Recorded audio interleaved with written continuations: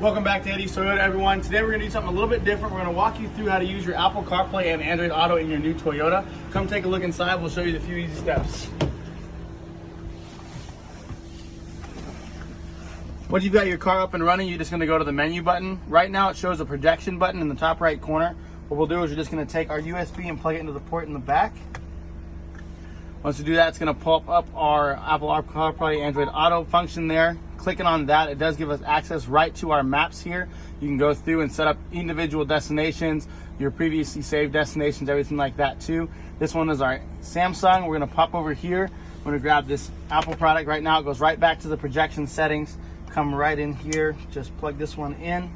And then now we're utilizing the Apple CarPlay function of this. Just click on that and it gives you quick access to your sound streaming system, your navigation, all of everything in there too. Real quick and easy. You just got to plug it in and just keep plugging along. It's going to be real simple for you. Come on down to Eddie's Toyota, ask for Terren, and we'll show you another one run through.